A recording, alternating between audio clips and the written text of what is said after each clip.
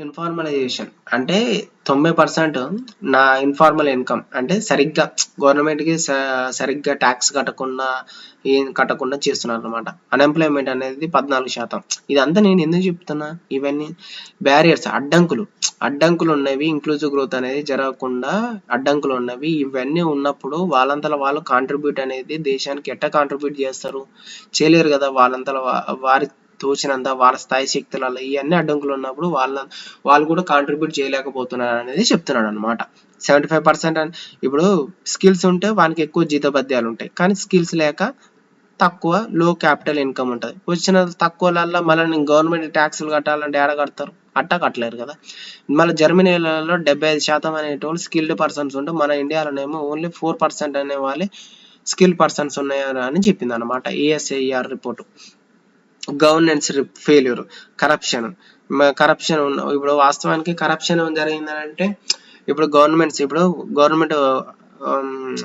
అధికారి ఉన్నాడు మనకి ఏదైనా సరే సంథింగ్ లోన్ల గురించి దేనికోసారి గవర్నమెంట్ తరపు నుంచి మనకి ఏదైనా లోన్ రావాలన్నప్పుడు కరప్షన్, నాకు ఇంత ఇస్తేనే నేను ఆ పని చేసి పెడతా అన్నప్పుడు మనకు గవర్నమెంట్ మీద ట్రస్ట్ పోతుంది. ట్రస్ట్ పోయినప్పుడు మనం నాకు పని చేయనీకి డబ్బులు అడుగుతారు, మళ్ళీ నేను గవర్నమెంట్కి ఎందుకు కడతా పన్ను, కట్టనన్న ఉద్దేశం కూడా ప్రజలలో ఏర్పడుతుంది. కాబట్టి వాళ్ళు ఈ విధంగా కరప్షన్ జరగడం వల్ల గట వాళ్ళకి గట ఒక అడ్డంకు, ఇన్క్లూజివ్ గ్రోత్ జరగకుండా ఉన్నది అనేది కరప్షన్లలో మన ఇండియా ర్యాంక్ 96 ర్యాంక్. ఇట్లాంటి దాంట్లో మన ఇండియా ముందుంటుంది, 96th ర్యాంక్. ఇప్పుడు మనం అదే గ్లోబల్ జెండర్ గ్యాప్ ఎంత ఉంది, హంగర్ ఇండెక్స్లలో ఎంత ఉంది, అన్ని 100 పైన ఉన్నాయి. ఇలానేమో ఓన్లీ 96th అంట, బిలో 100 ఉంది. ఓవర్ రెగ్యులేషన్ ఆన్ ఎంఎస్ఎంఈ అంటే స్మాల్ ఎంటర్ప్రినర్స్ ఉంటారు కదా, వాళ్ళకి ఎంఎస్ఎంఈ సెక్టార్ అనేది చాలా ఎంఎస్ఎంఈ సెక్టర్ అంటే చాలా చిన్న చిన్న వ్యాపారస్తులు ఉంటారు కదా, వాళ్ళ మీద ఎక్కువ రెగ్యులేషన్స్ పెట్టడం వల్ల ఇప్పుడు ఫుట్పాత్ మీద కొంతమంది ఫుడ్ అమ్ముకుంటూ ఉంటారు, సంథింగ్ ఏదో స్నాక్స్ ఇట్లాంటి అమ్ముకుంటూ ఉంటారు. వాళ్ళకి మంత్లీ మున్సిపాలిటీ మీద కొద్దిగా ట్యాక్స్ ఉంటుంది, మేము ట్యాక్స్ కట్టాల్సి వస్తుంది, పర్మిషన్స్ కావాల్సి వస్తుంది, చాలా రెగ్యులేషన్స్, చాలా రూల్స్ అండ్ రెగ్యులేషన్స్ ఉంటాయి. అవన్నీ వాళ్ళు అధిగమించి పెట్టుకోవాలంటే కొద్దిగా ఇబ్బందితో కూడిన పని అనేది చెప్తాను అనమాట. Over rules and regulations. Economic growth అనేది హ్యాస్ బీన్ అన్కన్వెన్షనల్. ఏదైతే సంపద ఉందో అది మనము అన్కన్వెన్షనల్ అంటే ఒక పద్ధతి ప్రకారం లేదు అనే విధంగా అర్థం చేసుకోవచ్చు మనం. ఇప్పుడు అగ్రికల్చర్ ఉంది, అగ్రికల్చర్ నుంచి డైరెక్ట్ సర్వీస్ సెక్టర్ కి షిఫ్ట్ అవుతారంట. మ్యానుఫ్యాక్చర్ సెక్టర్ కి ఎవరు మొగ్గు చూపిస్తలేరు, ఎందుకంటే ఇప్పుడు అగ్రి సెక్టర్ ఇవాళ రేపు అందరూ సర్వీస్ సెక్టార్ లోనే ఉండాలంటారు. ఎందుకంటే జాబ్ చేస్తే బయట మనకి ఒక మంచి హోదా, మంచి గౌరవం, మంచి ఇన్కమ్ ఇట్లా ఉంటది. కాబట్టి అదే అగ్రికల్చర్ చేస్తే కష్టం చేయాల్సి వస్తుంది, హోదా ఉండదు, ఒక చిన్న చూపు అనేది చూస్తుంటారు. సమాజ దృష్టిలో మాట్లాడుతున్నాను. అగ్రికల్చర్ చేస్తే చిన్న చూపు ఉంటుంది, ఇన్కమ్ అనేది స్టేబుల్ ఇన్కమ్ ఉండదు, మళ్ళా సమాజంలో మనకి గౌరవం ఉంటుంది. కానీ ఎంతైనా సర్వీస్ చేసిన వాళ్ళకంటే ఎక్కువ ఉండదు కదా మనకు కూడా. దేశంలో ఏదో బయటికి జై జవాన్ జై కిసాన్ అనే నినాదాలు ఇస్తాం, కానీ మనం బయట అయితే సమాజం అయితే అట్లా యాక్సెప్ట్ చేస్తలేదు కదా. అయితే అగ్రికల్చర్ నుంచి డైరెక్ట్ సర్వీస్ సెక్టర్ షిఫ్ట్ అవుతారంట. ఎందుకు మ్యానుఫ్యాక్చర్ సెక్టార్లో ఉండట్లేరు, ఇది చాలా హార్డ్ వర్కింగ్, చాలా లో క్యాపిటల్ ఉంటుంది దీని మీద. కానీ ఇక్కడనేమో హ్యూమన్ రిసోర్సెస్ అనేది చాలా అవసరం, కానీ మ్యానుఫ్యాక్చర్ సెక్టార్ని ఎవరు లైక్ చేస్తలేరు. ఏ విధంగా, ఇక్కడ చాలా కష్టం, హార్డ్ వర్క్ ఉంటుంది, చాలా తక్కువ ఇన్కమ్ ఉంటుంది, మళ్ళా పర్మనెంట్ జాబ్ ఉండదు, స్కిల్స్ అనేవి పెంపొందించుకోవాలి, కొద్దిగా ఇబ్బందితో పడిన పని. అంటే ఇప్పుడు అన్నిట్లల్లో స్కిల్స్ ఫస్ట్ లో ఇన్కమ్ ఉంటుంది, కొద్దిగా రెస్పెక్ట్ అనేది ఉండదు, ఇన్కమ్ అనేది లో, రెస్పెక్ట్ అనేది తక్కువ, మళ్ళా హార్డ్ వర్క్ అనేది ఎక్కువ ఉంటుంది, మళ్ళా permanent job security of job అనేది చాలా తక్కువ, ఈ విధంగా ఇవన్నీ ఉండడం వల్ల డైరెక్ట్ అగ్రికల్చర్ నుంచి డైరెక్ట్ సర్వీస్ సెక్టర్ కి అనేటోళ్ళు మూవ్ అవుతున్నారు. ఈ విధంగా అనేది మన ఎకానమిక్ గ్రోత్ అనేది స్టేబుల్ గా ఉండట్లేదు, ఒక పద్ధతి ప్రకారం ఉండట్లేదు అనేది చెప్తున్నాడు అనమాట. ఇవి కూడా ఇంక్లూజివ్ గ్రోత్కి అనేవి అడ్డంకులుగా మారినవి అనేది ఉద్దేశం. ఏదైతే సోషల్ సెక్టార్ గవర్నమెంట్ అనేది చాలా తక్కువ ఎక్స్పాండ్ చేస్తుంది. ఏది సోషల్ సెక్టార్లలో టెక్నాలజీ పెరిగింది, సమాజంలో టెక్నాలజీ పెరగడం వల్ల ఏమైంది, జాబ్స్ అనేవి మొత్తం రీప్లేస్ అయిపోతున్నాయి. ఇప్పుడు ఏఐ వచ్చినాక చాలా మంది జాబ్లు అనేవి పోయినాయి కదా సాఫ్ట్వేర్లలో. ఆ విధంగా జాబ్లు అనేవి పోయినాయని చెప్తుంది. అండ్ రిగ్రెసివ్ టాక్సేషన్ అంటే టాక్సేషన్ అనేది చాలా అధికంగా ఇస్తుంది అన్నమాట గవర్నమెంట్ అనేది. ఎగ్జాంపుల్ ఇప్పుడు మనం రెస్టారెంట్కి పోయినప్పుడు జిఎస్టీ అనేది వేస్తుంది. GST, good service tax. ఇవన్నీ వేసినాక మనం బిల్లు మీద చూస్తే సర్వీస్ ట్యాక్స్ అని ఒకటి ఉంటుంది. సర్వీస్ ట్యాక్స్ అని వేసి 10% 12% ఉంటుంది అనుకుంటా నాకు తెలిసి. 12% అంటే ఏంది, సర్వీస్ ట్యాక్స్ అని వేస్తారు. మళ్ళీ సర్వీస్ చేసినందుకు ఇతనికి జీతభత్యాలు అనేవి ఉన్నాయి కదా, జీతం అనేది ఇస్తున్నాడు కదా ఓనర్. మళ్ళీ సర్వీస్ ట్యాక్స్ ఏంది, జస్ట్ ఆ నుంచి ఆడికి తీసుకొచ్చినందుకు. అంటే మనము సర్వీస్ చేయాలి, మళ్ళీ ఈ సర్వీస్ ట్యాక్స్ అనేది మళ్ళీ గవర్నమెంట్కి పంటాలి. ఇండైరెక్ట్లీ మనం గవర్నమెంట్కి కడుతున్నాం. ఇన్ని విధాల ట్యాక్స్ వేసినప్పుడు ఒక మిడిల్ క్లాస్ వ్యక్తి అనేది ఇన్ని ట్యాక్సులు కట్టుకుంటూ పోతే అతనికి మిగిలేదు ఎంత ఎగ్గొట్టాలనే చూస్తాడు కదా. నేను ఎందుకు కడతా, నాకు వచ్చేదే నాకు వచ్చేది అందులో కొంచెం నుంచి మళ్ళీ నేను గవర్నమెంట్ కట్టాలంటే నేను ఎట్లా బతికేది, నేను ఎట్లా భవిష్యత్తులో ఎదిగేది అనే ఆలోచన ఎవరికైనా కలుగుతుంది కదా. అట్ట అన్నమాట. చాలా ఎక్కువ ట్యాక్స్ అనేది వేస్తున్నారు అనేది చెప్తుంది. జీడిపిలో 2.8% ఓన్లీ ఆన్ స్పెండింగ్. 2.8% మాత్రమే. ఇప్పుడు గ్రాస్ డొమెస్టిక్ ప్రొడక్ట్ లెవెల్లో ఓన్లీ 2.8% మాత్రమే స్పెండ్ చేస్తున్నంట సోషల్ సెక్టార్లలో. మిగతా అదంతా చాలా తక్కువ ఎక్స్పెండ్ చేస్తారు కదా సోషల్ సెక్టార్లలో అనేది చెప్తుంది. ఇది గ్రాఫ్ అదే మెన్షన్ చేసింది. 2010 నుంచి 21 వరకు ఏమో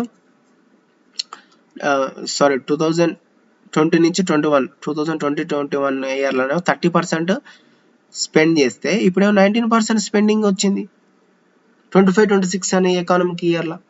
ఎక్స్పెండిచర్ అనేది సోషల్ సెక్టార్లలో ఇంత తక్కువ చేసినప్పుడు ఏంటేమో నువ్వు టెక్నాలజీ పెంచుతున్నావు, టెక్నాలజీ పెరుగుతుంది, జాబులు పోతున్నాయి, జాబులు పోయినాక గట్ట మళ్ళీ రిగ్రెసివ్ టాక్సేషన్ ఎక్కువ వేస్తున్నావు. ఇటు వేసినప్పుడు అందరూ భాగస్వామ్యం కావాలంటే ఏడంగా అవుతారు, కారు కదా. ఎక్స్పెండిచర్ ఓవరాల్ కాదు, ఇది ఓవరాల్ ఎక్స్పెండిచర్ కంపేర్ టు 2024, 2025, 2026 అనేది 7% అనేది ఇంక్రీజ్ అయిందంట సోషల్ సెక్టార్లో. మొత్తాన్ని కంపేర్ చేయడానికి మనము ఇది జీడిపిలో గ్రాఫ్, ఇది జీడిపికి సంబంధించిన గ్రాఫ్. వీడేమో ఎక్స్పెండిచర్ అనేది ఇన్ సోషల్ సెక్టార్లో కానీ ఇంక్రీజ్ అనేది ఇంకా చాలా మంది, ఇప్పుడు 7% అనేది ఇంక్రీజ్ అయిందంట 2024 నుంచి 25, 26 అనేది 7% ఇంక్రీజ్ అయింది. కానీ ఇంకా చాలా పెంచాలి సోషల్ సెక్టార్లలో ఎక్స్పెండిచర్ అనేది చెప్తుంది. We are more focusing on revenue expenditure, capital expenditure. ఏదైతే సంపద క్రియేట్ చేయడంలో ఎక్కువ గవర్నమెంట్ అనేది దృష్టి పెడతలేదంట. ఏది, ఈ పెన్షన్స్ ఇవ్వడంలో, సబ్సిడీస్ పెంచడంలో, స్కీమ్స్ పెంచడం, ఇవంతా ఏంది, గవర్నమెంట్ కానించి రూపాయి పోయేది హెల్త్ మీద పెట్టి, ఎడ్యుకేషన్ మీద పెట్టి, ఇన్ఫ్రాస్ట్రక్చర్ మీద పెట్టి, స్కిల్స్ పెడితే వాళ్ళంతలో వాళ్ళు సంపద క్రియేట్ చేసి దేశాన్ని గ్రోత్ను పెంచి సంపద క్రియేట్ చేసి ప్రోగ్రెస్ చేస్తారు కదా. ట్యాక్స్లు సరిగ్గా కడతారు కదా, ఈక్వల్గా ఆటోమేటిక్గా మనకి ఎకానమిక్ గ్రోత్ అనేది ఇంక్రీజ్ అవుతుంది కదా. వీటి మీద ఎక్కువ ఫోకస్ చేస్తలేదు గవర్నమెంట్. పెన్షన్స్ ఇవ్వడం వల్ల, సబ్సిడీస్ పెంచడం వల్ల, స్కీమ్స్ ఇంప్లిమెంట్ వీటి మీద ఎక్కువ ఫోకస్ చేస్తుంది. ఇవి ఇప్పుడు ఫర్ సపోజ్ పెన్షన్స్ 2,000 ఇచ్చినాం అనుకుందాం. 2,000 ఇచ్చినప్పుడు సరే తన ఖర్చులకు వాడుకుంటాడు, ఒక 10% రిటర్న్ పోతుంది, 20% సరే ఒక 20% రిటర్న్ పోయింది అనుకుందాం గవర్నమెంట్కి ట్యాక్స్ ద్వారా. ఇంకా 80% అనేది పోతలే కదా. సబ్సిడీస్ పెంచిన సబ్సిడీస్, స్కీమ్స్ అంటే నీకు రిటర్న్స్ అనేవి చాలా తక్కువ ఉంటాయి.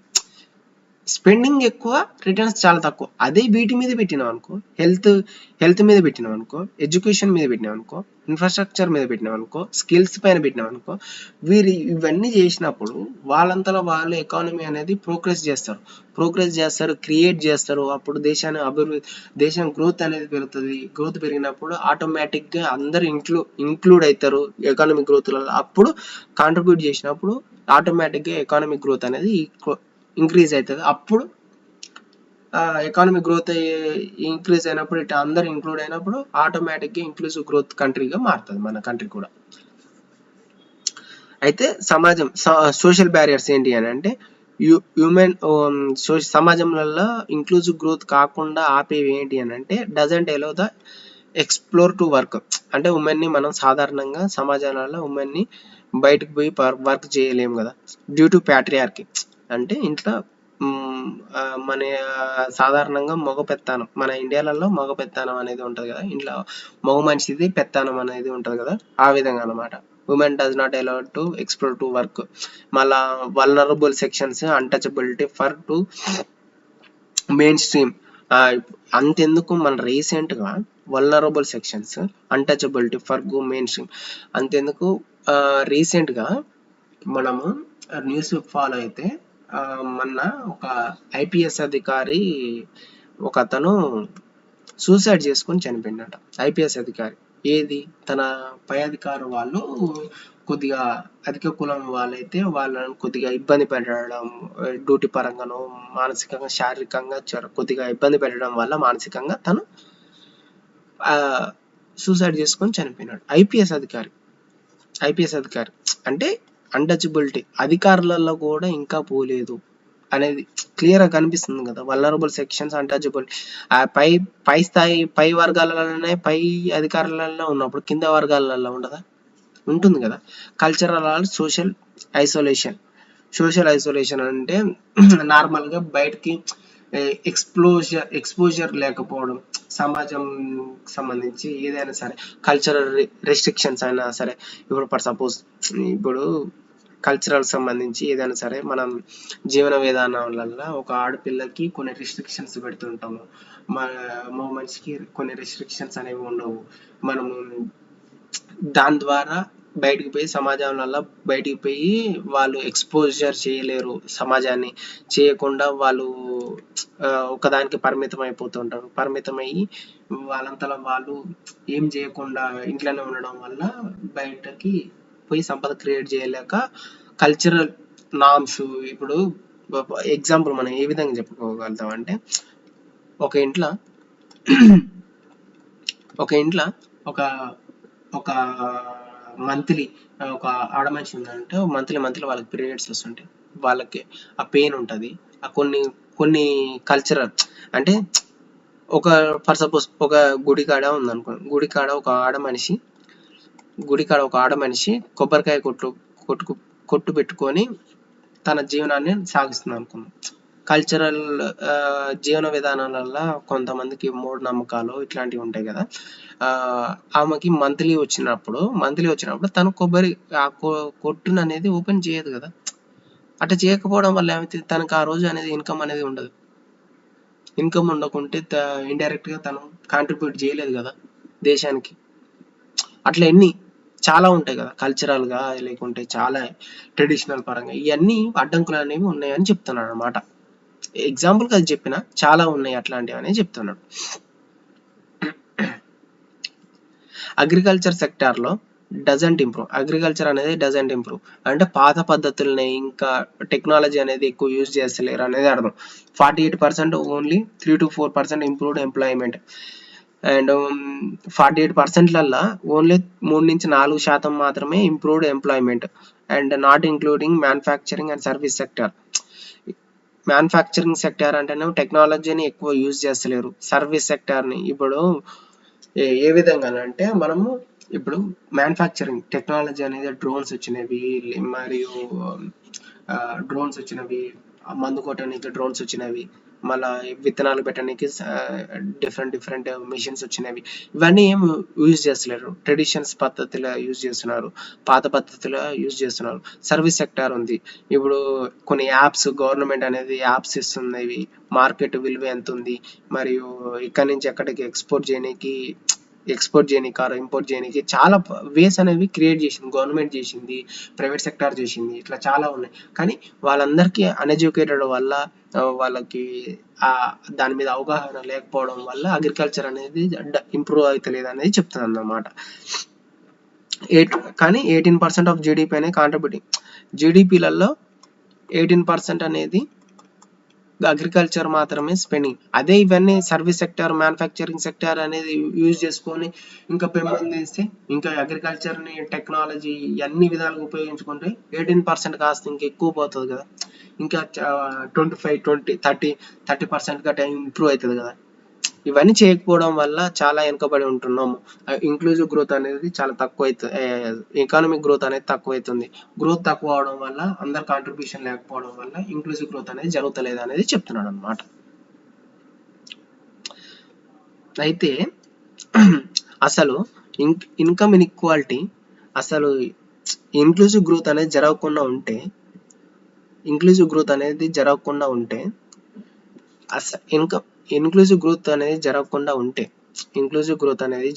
ఉంటే ఏమవుతుందంటే ఇన్ఈక్వాలిటీ అనేది ఏర్పడుతుంది కదా. ఇన్ఈక్వాలిటీ ఏర్పడినప్పుడు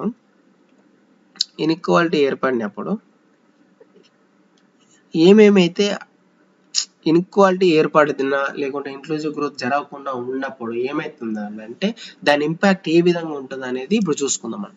ఎగనెస్ట్ కాన్స్టిట్యూషనల్ ప్రొవిజన్స్, ఏదైతే కాన్స్టిట్యూషన్ ప్రొవిజన్స్ ఉన్నాయో అవి మనము ఫుల్ఫిల్ చేయలేకపోతున్నాం.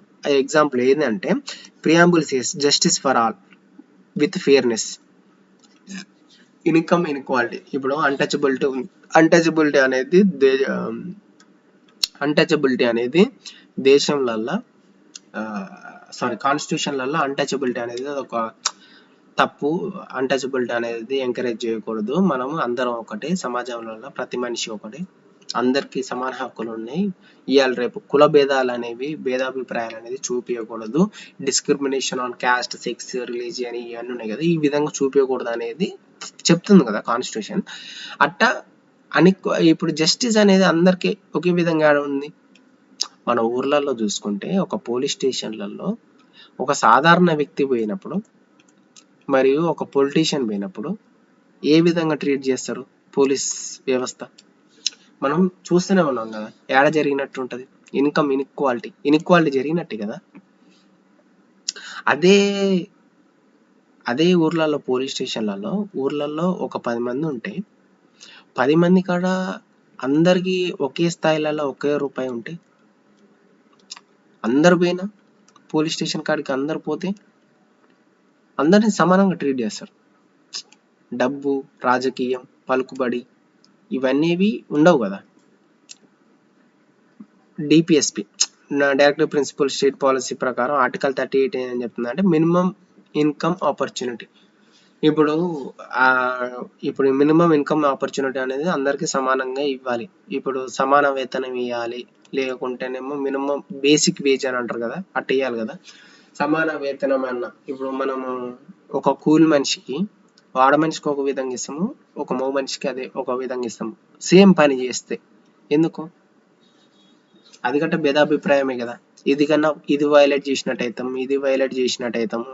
మళ్ళా ఎకానమీ పరంగా ఇంపాక్ట్ ఏ విధంగా ఉంటుంది, ఇన్ఈక్వాలిటీ అనేది పెరుగుతుంది, ఖచ్చితంగా పెరుగుతుంది. అన్ఎంప్లాయ్మెంట్ అనేది ఖచ్చితంగా పెరుగుతుంది. మళ్ళా పావర్టీ గట్ట ఖచ్చితంగా పెరుగుతుంది. And slowly Indira Gandhi said it is the biggest పొల్యూటాల్. Poverty అనేది అంటే చాలా అతిపెద్ద పొల్యూషన్ లాంటిదని చెప్పిందంట. పావర్టీ ఇంక్రీజ్ అయితే, ఇందిరాగాంధీ అనేది ఆమె ఏమని చెప్పిందంటే పావర్టీ ఇంక్రీజ్ అయితే అది పెద్ద పొల్యూషన్ లాంటిది పావర్టీ అనేది చెప్తుంది అన్నమాట. స్లోలీ ఇంక్రీజ్ ఫిజికల్ డెఫిసిట్, అవును దేశానికి అప్పు ఎక్కువ అవుతుంది. ఇవన్నీ సరి చేసుకుంటూ రావాలంటే దేశం ఖచ్చితంగా అప్పులు చేయాలి, స్కీమ్స్ పెట్టాలా, అవి స్కీమ్స్ పెట్టాలంటే డబ్బు కావాలా, ఇవన్నీ చేయాలంటే ఇవన్నీ అవుతుంటాయి కదా. అప్పుడు ఖచ్చితంగా సోషల్ అంట్రస్ట్, సోషల్ ఇంపాక్ట్, సమాజంలో ఏ విధంగా ఇంపాక్ట్ ఉంటుంది, అంట్రస్ట్ అయితే నక్సలిజం ఖచ్చితంగా పెరుగుతుంది. నక్సలిజం అంటే ఏంది, సాధారణ ప్రజలే ఉండి మాకు ఆ సరైన గవర్నమెంట్ ద్వారా అయినా సరే, పెత్తందారులు అయినా సరే, ఊర్లలో ఊర్లలో పెద్ద పెద్ద వాళ్ళు ఎవరైతే ఉన్నారో ఆ, భూమి ఎక్కువ ఉన్న వాళ్ళు, పెత్తందారులైనా భూస్వాములైనా, ఈ విధంగా ఎవరైతే ఇబ్బంది పెడుతుంటారో సామాన్య ప్రజలు ఏం చేస్తారు, నక్సలిస్ట్ గా మారి వాళ్ళ దే ప్రజల కోసం పోరాడుతూ ఉంటారు. అప్పుడు నక్సలిజం అనేది పెరుగుతుంటది. రైజింగ్ రీజనలిజం కూడా పెరుగుతుంటది. ఇప్పుడు ఫర్ సపోజ్ ఇప్పుడు ఇప్పుడు ఊర్లలో భూస్వాములు ఎక్కువ ఉన్నారు. భూస్వాములు ఎక్కువ ఉన్నప్పుడు వాళ్ళ పెత్తందారు వాళ్ళది ఎక్కువ నడుస్తున్నప్పుడు అందులో ఉన్న ఒక సెక్షన్ ఆఫ్ పీపుల్ అనేవాళ్ళు ఏం చేస్తారు, మీతో నాకు సంబంధం లేదు, మళ్ళీ ఒక ఫ్రీడమ్ కోసం పోట్లాడినట్టు ఉంటది. అట్లాంటిది కూడా జరుగుతుంటది. మా భూమి మాకే అన్నట్టు, మా ప్రాంతం మాకే కావాలి. ఇవి కూడా మొన్నటిదాకా ఉత్తరాఖండ్లో ఉత్తరాఖండ్లో అతను హిడ్మా అనే ఆయనని చంపేసారు. మా ట్రైబల్ వాళ్ళ మాది ఫారెస్ట్ యొక్క సంపదని మొత్తం ఖరాబ్ చేస్తున్నారు అన్న ఉద్దేశం మీద చేసారు. ఏందో అది సంథింగ్ ఎటనో రైజింగ్ రీజనలిజం అట్లనే ట్రైబల్స్ వ్యతిరేకించడం, ట్రైబల్స్ తిరుగుబాటు జరగడం, ఇట్లాంటి ఎందుకు జరుగుతాయి, రైజింగ్ రీజనలిజం ఇట్లాంటివి జరిగినప్పుడే కదా, వాళ్ళకి అన్యాయం జరిగినప్పుడే కదా క్రైమ్స్ అనేవి ఇంక్రీజ్ అవుతాయి, అన్ఎంప్లాయ్మెంట్ ఇంక్రీజ్ అవుతుంది, పావర్టీ అనేది ఇంక్రీజ్ అవుతుంది, అండ్ రిజర్వేషన్ అనేది పెంచాల్సి వస్తుంది. ఇప్పుడు ఎవరైతే పెదందారులు ఉన్నారో, ఎవరైతే డబ్బు ఉన్న వాళ్ళు, ఎవరైతే భూస్వాములు ఇట్లాంటివి ఉన్నారో, గవర్నమెంట్ ద్వారా ఇట్లాంటివి వచ్చినప్పుడు ఎవరైతే తక్కువగా ఎక్కువ ఇబ్బంది పడ్డ వాళ్ళు ఉంటారో వాళ్ళకి వాళ్ళని మళ్ళీ ప్రోత్సహించాలి, వాళ్ళని మళ్ళీ గెట్ ఆన్ చేయాలంటే మళ్ళీ వాళ్ళకి సపరేట్ రిజర్వేషన్స్ అనేవి క్రియేట్ చేయాలి. మళ్ళీ అన్ని ఆ విధంగా ఉంటాయి కదా. మళ్ళా ఎన్విరాన్మెంటల్ ఇంపాక్ట్, ఎన్విరాన్మెంట్ పరంగా పర్యావరణం వీటి పరంగా ఏంటంటే పొల్యూషన్ అనేది ఇంక్రీజ్ అవుతుంది. ఎక్స్క్లూజివ్ బి న్యాచురల్ రిసోర్సెస్ అంటే exclusive use of natural resources. అవును, ఇప్పుడు పొల్యూషన్ ఎక్కువ అవుతుంది. న్యాచురల్ రిసోర్సెస్ ఏదైతే ఉందో వాటర్, సన్లైట్, ఎర్త్, భూమి, నీరు, నిప్పు, గాలి, ఇవి ఏదైతే న్యాచురల్ రిసోర్సెస్ ఉన్నాయో ఇవి ఎక్కువ యూజ్ చేసుకుంటాం మనము. ఇప్పుడు ఎక్కువ యూజ్ చేసినప్పుడు ఏమవుతుంది, రిసోర్సెస్ అనేవి తక్కువ అయిపోతాయి. రిసోర్సెస్ తక్కువైనప్పుడు పొల్యూషన్ ఎక్కువ అవుతుంది, చాలా ఇంపాక్ట్ అవుతుంది. ఫ్యూచర్ జనరేషన్స్ వాళ్ళకి మనం ఇవ్వలేము.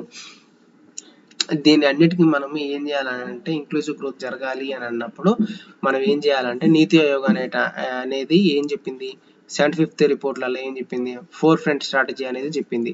ఇంక్లూజివ్ గ్రోత్ జరగాలి అని అన్నప్పుడు ఫస్ట్ స్ట్రాటజీ ఏంటిదంట, ఎకానమిక్ గ్రోత్ అనేది 8% అనేది క్లోజ్ టు 28 ఎకానమిక్ గ్రోత్ అనేది 8% అనేది ఇంక్రీజ్ అవ్వాలి వచ్చే 2020 ఏళ్ళల్లో అని చెప్తుంది. సెకండ్ది ఏంటిది, ఇన్ఫ్రాస్ట్రక్చర్ మీద ఇన్వెస్ట్మెంట్ చేయాలి. ఇన్ఫ్రాస్ట్రక్చర్ ఏదైతే సైన్స్ అండ్ టెక్నాలజీ ఉంది, ఇప్పుడు ఇన్ఫ్రాస్ట్రక్చర్ అంటే ఏంటంటే ఇన్ఫ్రాస్ట్రక్చర్ అంటే మీకు ఏం చెప్పాలి, ఏదైతే పనికొచ్చే వస్తువులు, మిషన్స్, వీటి మీద ఎక్కువ ప్రజలకు ఉపయోగపడేది వాటి మీద ఇన్వెస్ట్మెంట్ చేయాలి. థర్డ్ ఏంది, గవర్నమెంట్ అనేది అడ్మినిస్ట్రేషన్ అనేది ట్రాన్స్పరెన్సీ ఉండాలి, అకౌంటబిలిటీ ఉండాలి, అండ్ ఎంపతి అండ్ కంపాషన్ పరంగా ఉండాలి. ట్రాన్స్పరెన్సీ అంటే ప్రతిదీ తెలిసేటట్టుగా సమాధానం చెప్పే విధంగా, నాది అనే ఉద్దేశం మీద గవర్నమెంట్ చేసే విధంగా కంపాషన్ తోటి చేయాలి.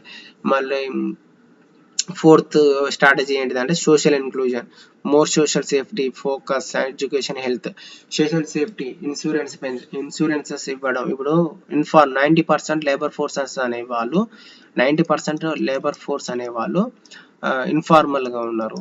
అండ్ ఇన్ఫార్మల్గా ఉన్నప్పుడు వాళ్ళకి సేఫ్టీ మెజర్స్ కల్పించే విధంగా పని చేపించుకునేటప్పుడు ప్రతి సెక్టర్లలో సేఫ్టీ మెజర్స్ పెట్టే విధంగా, ఇన్సూరెన్స్ పెట్టే విధంగా, ఈ విధంగా పెట్టాలి. మళ్ళీ హెల్త్, ఎడ్యుకేషన్ మీద ఇన్వెస్ట్మెంట్ ఇవన్నీ చేస్తే అప్పుడు మనకి ఇంక్లూజివ్ గ్రోత్ అనేది జరగడానికి అవకాశం ఉంటుంది అని చెప్తున్నాడు.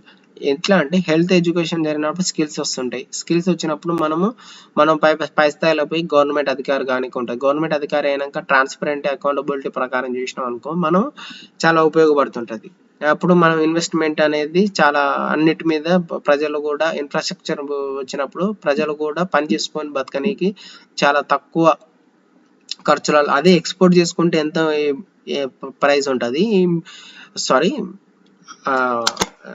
ఇంపోర్ట్ చేసుకుంటే ఎంత ప్రైస్ ఉంటుంది, లేకుంటే మనంతలో మనం క్రియేట్ చేసుకుంటే ఎంత ఉంటుంది. ఎక్స్పోర్ట్ కాదు, ఇంపోర్ట్ చేసుకుంటే వేరే దేశం నుంచి మనం బియ్యం తెచ్చుకున్నాం అనుకో, బియ్యం తెచ్చుకుంటే ఆడ ఒక 10 రూపీస్ కేజీ అన్నప్పుడు వీడికి వచ్చేసరికి 100 రూపీస్ పర్ కేజీ అవుతుంది. అదే మనము ఇక్కడ వచ్చి పెట్టుకుంటే మనకు అదే 10 రూపీస్ చేస్తే 90 రూపీస్ సేవ్ అవుతాయి కదా. అట్లనే ఏదైతే మనిషికి సంబంధించి మిషన్స్ అనేవి ఏవైనా సరే వాటిని క్రియేట్ చేసుకుంటే మనం తక్కువలో దొరుకుతాయి, ఎక్కువ లబ్ధి పొందాం అనేది చెప్తుంది అనమాట. ఇవన్నీ చేస్తే మనకు అప్పుడు ఈజీగా 8% ఆఫ్ ఎకానమిక్ గ్రోత్ అనేది రాబోయే 20 సంవత్సరాలలో ఖచ్చితంగా రీచ్ అవుతాం. Steps taken by government for inclusive growth. ఏదైతే గవర్నమెంట్ అనేది స్టెప్స్ ఏమేమి తీసుకునేదని బడ్జెట్ 2025-26 ప్రకారం ఓవరాల్ బడ్జెట్ ఆన్ డెవలప్మెంట్ ప్రకారం గ్రోత్ దీని మీదనే పెట్టిందంట. ఏది government 2025-26 to achieve goal of Viksit Bharat 2047 growth అనేది వికసిత్ భారత్ ఇండియా గోల్ ఏంటిది, వికసిత్ భారత్ 2024లో రీచ్ అవ్వాలి అన్నట్టు.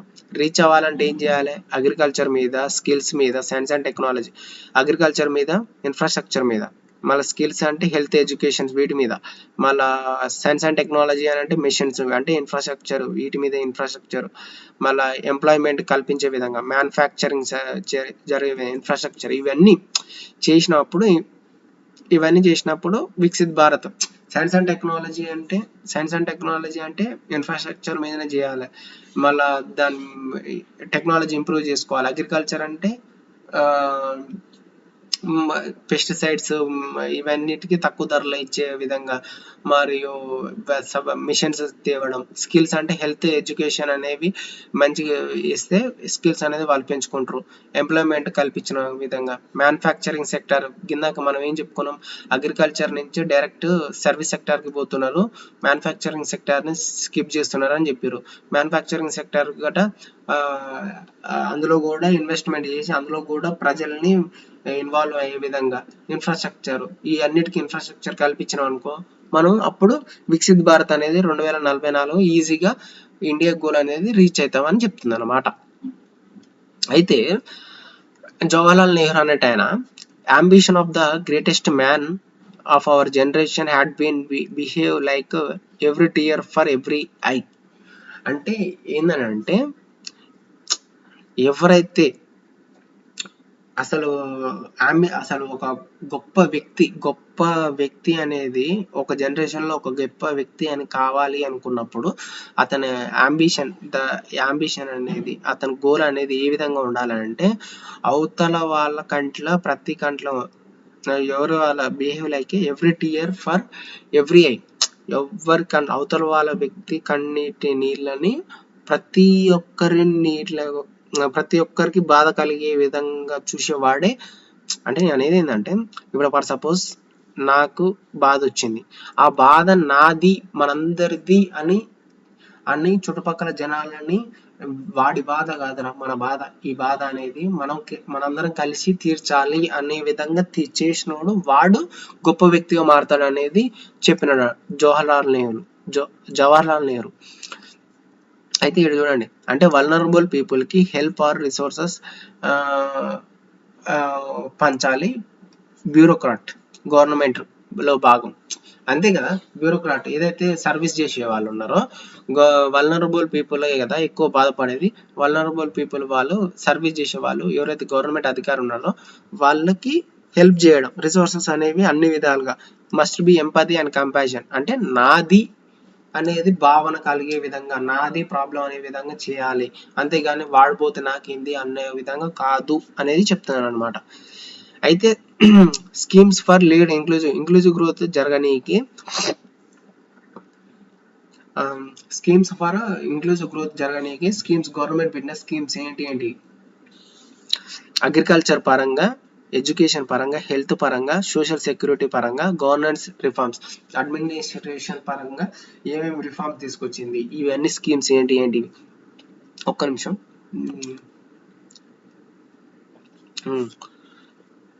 పిఎం కిసాన్ సమ్మాన్ నిధి, ఇన్కమ్ అనేది 6,000 పర్ ఇయర్కి ఇస్తుంది. అండ్ ఇది 100 రోజుల పని ఇది. అండ్ పిఎం ఫసల్ బీమా యోజన, క్రాప్ ఇన్సూరెన్స్ ఇస్తుంది దీని మీద.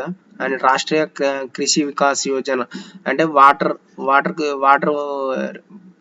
వాటర్ ఇస్తుంది, అంటే వాటర్ ప్రతి అగ్రికల్చర్ సంబంధించి నీళ్ళు ఇస్తుంది అన్నమాట. And national food security mission అంటే ఏదైతే ప్రజలు పంట పండించిన ధాన్యాన్ని నేషనల్ ఫుడ్ సెక్యూరిటీ మిషన్ కిందకి కొంటుందన్నమాట.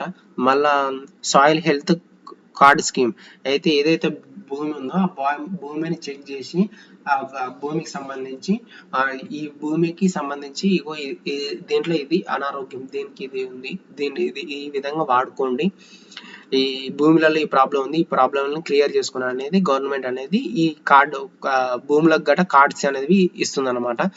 ఎడ్యుకేషన్ పరంగా ఏమేమి ఇచ్చిందని అంటే సమగ్ర శిక్ష అభియాన్ అనేది రైట్ టు ఎడ్యుకేషన్ అనేది చెప్తుంది. 6 to 14 years వాళ్ళకే అంటుంది రైట్ టు ఎడ్యుకేషన్. సమగ్ర శిక్ష Abhiyan mid day meals scheme పెడుతుంది ఎడ్యుకేషన్లలో. బేటీ బచావో బేటీ పడావో అనేది కూడా అంటే గర్ల్స్కి సంబంధించింది. గర్ల్స్ కూడా ఎడ్యుకేషన్లలో రానిచ్చాలి అనేది. And Sarva Shiksha Abhiyan 6 to 14 years must education అంట. ఇది కూడా ఆల్మోస్ట్ అదే, సమగ్ర శిక్ష అభియాన్ అనేది మళ్ళా సర్వశిక్ష అభియాన్ అనేది కూడా సేమ్ దానికి సంబంధించిన స్కీమ్స్ అట్లాంటివి. అండ్ హెల్త్ కి సంబంధించి ప్రధానమంత్రి జై స్కీమ్ ఇది ఒకటి, 5 lakhs for every year hospital bills కి సంబంధించింది. నేషనల్ హెల్త్ మిషన్ అనేది ఒక స్కీమ్ ఉంది.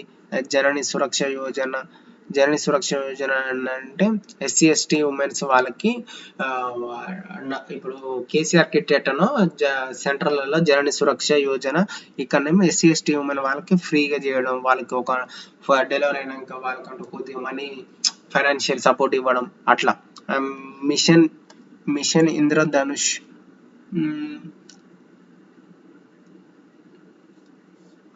సారీ ఇది ఏంది, ఇది అర్థమైతలేదు నాకే.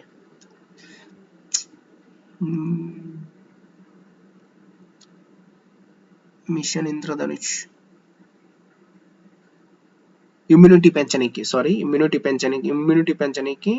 పిల్లలకి, ఉమెన్స్ కి, వీళ్ళకి ఇమ్యూనిటీ పెంచనీకి మిషన్ ఇంద్రధనుష్.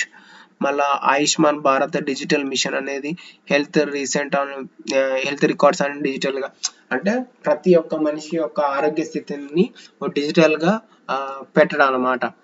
మరియు గవర్నెన్స్ రిఫార్మ్స్, ఏదైతే గవర్నెన్స్ రిఫార్మ్స్ ఉన్నాయో గవర్నెన్స్ కి సంబంధించి, అడ్మినిస్ట్రేషన్ కి సంబంధించి ఏమేమి రిఫార్మ్ తీసుకొచ్చింది. డిజిటల్ ఇండియా మిషన్, ఇప్పుడు ప్రస్తుతానికి మొత్తం మనం ఏదైనా రికార్డ్స్ అనేవి ఏవైనా సరే, ఏ అధికారి ఇన్ఫర్మేషన్ కావాలన్నా సరే డిజిటల్ గా మనకి ప్రొవైడ్ చేయడం. మళ్ళా ప్రధానమంత్రి జన్ ధన్ యోజన అనే యోజన అనేది డైరెక్ట్ బెనిఫిట్ ట్రాన్స్ఫర్ సిస్టమ్ అని అంటే ఇప్పుడు ఫర్ సపోజ్ ఇప్పుడు గవర్నమెంట్ ఏదైనా స్కీమ్ ఉంది, స్కీమ్ అనేది డైరెక్ట్ ఎవరికైతే లబ్ధి పొందాలో వాళ్ళకి అకౌంట్ లో డైరెక్ట్ పైసలు పడడం. ఎంతమందికి ఏమైనది, ఒక అధికారికి అడిగిపోతే వాడు ఒక లంచం అడగడం, మళ్ళీ ఇంకో అధికారికి అడిగిపోతే అట్లా ఉండేది. గవర్నమెంట్ నుంచి రూపాయి వచ్చేది, ఇప్పుడేమో డైరెక్ట్ అకౌంట్ లో పడిపోతున్నాయి. మళ్ళీ ఆధార్ ఎనేబుల్డ్ సర్వీస్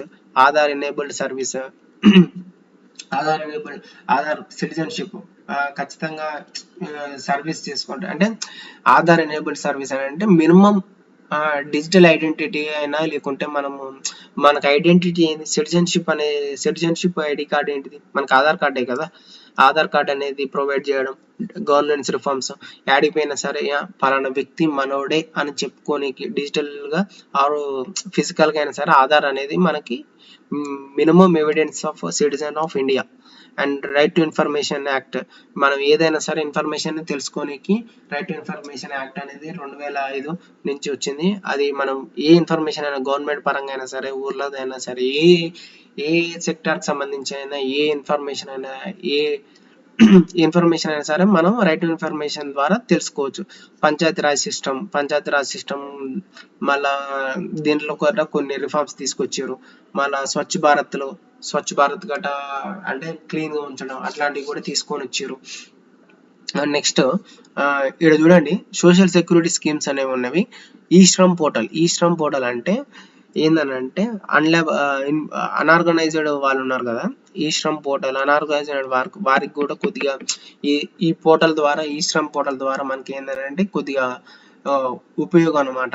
అంటే ఈ శ్రమ్ పోర్టల్ అనేది మనకు ఒక కార్డు ఇస్తుంది కదా సెంట్రల్, ఆ కార్డు అన్ఆర్గనైజ్డ్ వర్కర్స్ కి వాటి ద్వారా వాళ్ళకి ఇన్సూరెన్స్ లెక్క అనుకోండి మీరు ఈ శ్రమ్ పోర్టల్ అనేది. And Janani Suraksha Yojana pregnant womens కి సంబంధించింది. ఇది నేషనల్ సోషల్ ప్రోగ్రామ్ పెన్షన్స్ కి ఫైనాన్షియల్ కి సంబంధించింది. అంటే ఇది నేషనల్ సోషల్, ఇది నాకు అర్థమైతలేదు. ఇది అటల్ పెన్షన్ యోజన, పెన్షన్స్ ఇవ్వడం. అండ్ పిఎం జీవన్ జ్యోతి బీమా యోజన ఇన్సూరెన్స్ కి సంబంధించింది. పిఎం సురక్ష బీమా యోజన యాక్సిడెంటల్ ఇన్సూరెన్స్, యాక్సిడెంట్స్ జరిగినప్పుడు జరిగింది. ఇది ఏంది, సోషల్ సెక్యూరిటీ స్కీమ్స్ కి సంబంధించి సోషల్ సెక్యూరిటీకి సంబంధించింది. ఇది ఒక్క నిమిషం సోషల్ రిఫార్మ్స్, సోషల్ సెక్యూరిటీకి సంబంధించినవి. వీటి సోషల్ సెక్యూరిటీ కల్పించడానికి ఈ స్కీమ్స్ తీసుకుంది. వే ఫార్వర్డ్ ఏంది అంటే టాక్సేషన్ అనేది progressive of taxation and employment create చేయాలి, స్కిల్స్ పెంచాలి. ప్రోగ్రెసివ్ టాక్సేషన్ అనేది ఒక పద్ధతి ప్రకారం వేయాలి. And empowerment of marginal sections, ఎవరైతే ఎంపవర్మెంట్ ఇప్పుడు ఉమెన్స్ కి సంబంధించి ఎవరైతే మధ్యస్థితిలో ఉన్నారో, వాళ్ళు మిడిల్ క్లాస్ లో ఉన్నారో, వాళ్ళు కొద్దిగా అప్లిఫ్ట్మెంట్ జరగడానికి, వాళ్ళకి కొద్ది గొప్ప అవకాశాలు అనేవి ఎక్కువ వాళ్ళకి కల్పించాలి. Investment increase on social infrastructure మీద ఇన్వెస్ట్మెంట్ పెడితే ప్రజలందరికీ అందుబాటులో ఉంటాయి. అప్పుడు దాని మీద వాళ్ళు లబ్ధి పొంది వాళ్ళంతా వాళ్ళు ఎకానమీ క్రియేట్ చేసుకుంటారు అనేది. మళ్ళీ ఈ విధంగా మనం ఆన్సర్లు ఏ విధంగా ఇచ్చినా సరే క్వశ్చన్ ని మనం ఇవన్నీ నేర్చుకున్నాం కాబట్టి ఏ విధంగా ఇచ్చినా సరే క్వశ్చన్ ఆన్సర్ రాయొచ్చు అనమాట. కన్క్లూజన్ ఏ విధంగా రాయాలని అంటే మోదీ ఏమని చెప్పారంటే గోల్ ఆఫ్ వికసిత్ భారత్, కింద మాట్లాడుకున్నాం కదా మనం, వికసిత్ భారత్ ఇండియా గోల్ ఏంది, వికసిత్ భారత్ 2047 అనేది only achieved through inclusive growth, process based on equity, empowerment and sustainability. అంటే వికసిత్ భారత్ అనే ఇండియా గోల్ అనేది వికసిత్ భారత్ గా మారాలి అని అంటే 2047 అది అనేది కేవలం ఇంక్లూజివ్ గ్రోత్ ద్వారానే, అంటే ప్రతి ఒక్కరు వాళ్ళంతలో వాళ్ళు కాంట్రిబ్యూట్ చేయాలి. ఎకానమీ అనేది గ్రోత్ అనేది ప్రోగ్రెస్ గానికి వాళ్ళంతలో వాళ్ళు కాంట్రిబ్యూట్ చేయాలి. దాన్ని అందరం పెంపొందించుకోవాలి. ఇన్కమ్ ఇన్క్వాలిటీ అనేది తక్కువ చేసుకుంటే అప్పుడు మనము చేస్తాం తప్ప వికసిత్ భారత్ అనేది ఓన్లీ ఇంక్లూజివ్ గ్రోత్ ద్వారానే అవుతుంది తప్ప ఏ విధంగా కాదు అనేది మోదీ అనేటాయన చెప్పినాడు అనమాట. అది ఏ విధంగా చేయాలి, ప్రాసెస్ బేస్డ్ ఆన్ ఈక్విటీ, వచ్చిన సంపదని అందరికీ ఫెయిర్ గా ఈక్వల్ గా డిస్ట్రిబ్యూట్ చేయాలి, అందరికీ ఆపర్చునిటీని క్రియేట్ చేయాలి, అందరికీ వాళ్ళంతలో వాళ్ళు ఎంపవర్మెంట్ ఆపర్చునిటీ క్రియేట్ చేయాలి, సంపదని క్రియేట్ చేసే విధంగా. సస్టైనబిలిటీ అంటే ఫారెస్ట్ ని, ఎన్విరాన్మెంట్ ని ఖరాబ్ చేయకుండా న్యాచురల్ రిసోర్సెస్ ని ఓ పద్ధతి ప్రకారం వాడుకుంటూ ఎదగాలి. మళ్ళీ ఫ్యూచర్ జనరేషన్స్ కి ప్రొటెక్ట్ చేయాలి. దాన్ని ఆ విధంగా చేస్తే మనం ఇంక్లూజివ్ గ్రోత్ అనేది ఈజీగా అచీవ్ అవుతాం. ఇంక్లూజివ్ గ్రోత్ అచీవ్ అయినామంటే ఆటోమేటిక్ గా మన ఇండియా గోల్ వికసిత్ భారత్ అనేది ఈజీగా అచీవ్ చేస్తాం 2047 లోపు అనేది చెప్తున్నాడు అనమాట. అయితే ఇప్పుడు నేను ఇదంతా మనం ఎందుకు చెప్పుకున్నాం అంటే వాడు క్వశ్చన్ ఏ విధంగా ఇవ్వని మనకి మనం అనేది రాసేయగలుగుతాం. ఏ విధంగా ఇప్పుడు ఇక్కడ ఇంక్లూజివ్ గ్రోత్ అంటే ఏందనేది డెఫినేషన్స్ ఉన్నవి, ఒక్కొక్కరు ఒక్కొక్క విధంగా చెప్పారు కదా, ఆ డెఫినేషన్స్ రాసినాం. థామస్ పిక్టెట్ అన్నట్టు ఆయన ఇది ఏ విధంగా ఇంక్లూజివ్ గ్రోత్ని అచీవ్ చేయాలనేది చెప్పినాం. ఎకనామిక్ గ్రోత్ అనేది ఇంక్లూజివ్ గ్రోత్కి ఏ విధంగా మారుతుంది అనేది చెప్పినాం. మరియు అసలు ఇండియా అనేది ఇంక్లూజివ్ గ్రోత్ అనే దానికి కాదురా బాబు, ఇండియాలల్లో ఎన్ని అడ్డంకులు ఉన్నాయి, ఈ అడ్డంకులన్నీ పోతే అప్పుడు ఇండియా అనేది బేరియర్స్ అని చెప్పినాము, నెగిటివ్స్ పాజిటివ్ పాయింట్స్ చెప్పినాము, నెగిటివ్స్ చెప్పినాము, పాలసీ ఫెయిల్యూర్స్ చెప్పినాము, సోషల్కి సంబంధించి చెప్పినాము, మళ్ళీ ఇన్ఈక్వాలిటీ అనేది చెప్పినాము. ఇవన్నీ అడ్డంకులు ఉన్నవి, ఈ అన్ని అడ్డంకులు పోతే ఇవన్నీ చేయాలి, గవర్నమెంట్ ఏమేమి స్టెప్స్ తీసుకోవాలి, మళ్ళీ ఇంపాక్ట్ ఏంటిది, ఇన్ఈక్వాలిటీ, ఇవన్నీ చెప్పినాం కదా. ఇవన్నీ మనం చెప్పుకున్నప్పుడు ఈ క్వశ్చన్ అనేది వాడు ఒకవేళ positive issues of inclusive growth వల్ల పాజిటివ్గా ఏమేమి జరుగుతుంది అని చెప్పి అడిగిన అనుకో, అప్పుడు మనము చెప్పవచ్చు, ఇవన్నీ రాయొచ్చు, పాజిటివ్గా అడగచ్చు. బేరియర్స్ అడిగినానికి ఆ అడ్డంకులు ఏంటి, ఇంక్లూజివ్ గ్రోత్ కాకుండా ఏమేమి ఉన్నాయని అడిగినప్పుడు మనం అడ్డంకులు రాయొచ్చు. మళ్ళీ ఇంపాక్ట్, అసలు ఇంక్లూజివ్ గ్రోత్